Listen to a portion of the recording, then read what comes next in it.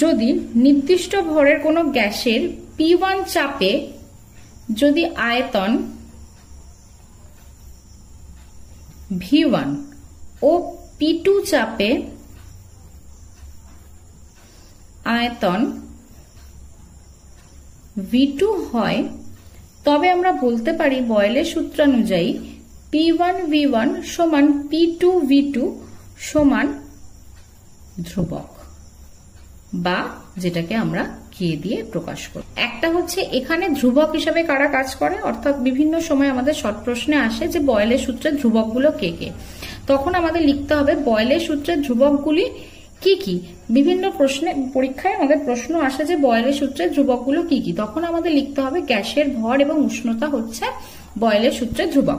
এবার বয়েলের সূত্র পড়তে গেলে আর একটা জিনিস আমাকে পড়তে হবে, সেটা হচ্ছে লেখচিত্র। এই যে পিভি সমান কে আমরা বললাম, এটাকে যদি আমরা লেখচিত্র আকারে প্রকাশ করি,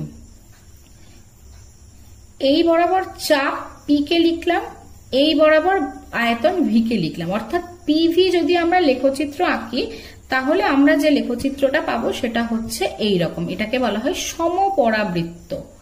সমপরাবৃত্ত। বিভিন্ন পরীক্ষাতে প্রশ্ন আসে যে পিভি লেখচিত্র আঁকলে আমরা যে লেখচিত্রটা পাবো সেটা কেমন হবে, তখন আমাদের লিখতে হবে সমপরাবৃত্ত। আবার এর উষ্ণতাটা যেহেতু বিভিন্ন সময় স্থির থাকে, মানে সবসময় স্থির থাকে, তাই একে আমরা সমষ্ণ রেখাও বলে থাকি।